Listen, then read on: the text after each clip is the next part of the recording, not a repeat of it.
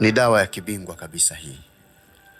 Dawa hii bana, mara nyingi na kuelezea maajabu yake. Imefanya kazi kubwa sana kwa wanaoifahamu, lakini wewe ambaye hujabahatika kuifahamu au kuiona, hii dawa bana ni dawa bora sana. Inaitwa Zaitu Thamania.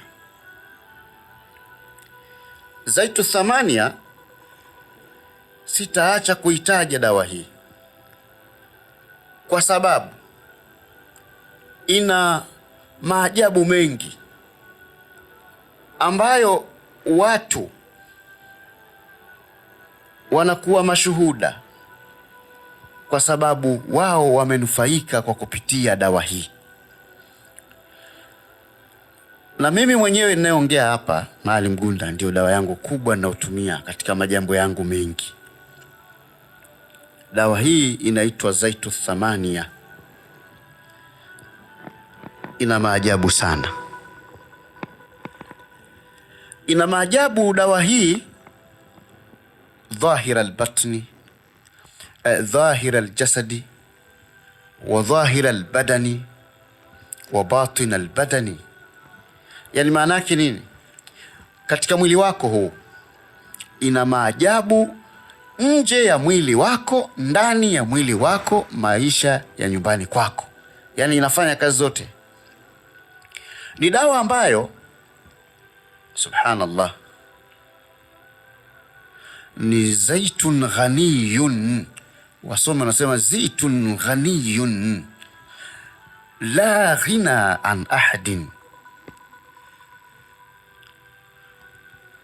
Anasema ni mafuta ambayo mtu akiyakosa amekosa kitu kilichokuwa bora sana,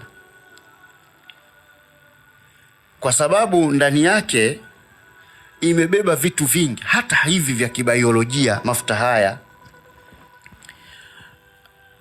ina mudhadatul aksida wal ahmadhi dihniya. Anasema wayustakdam fil inayati bishari wal bashar lita'zizi numuwi wa ilaji hubbu shabab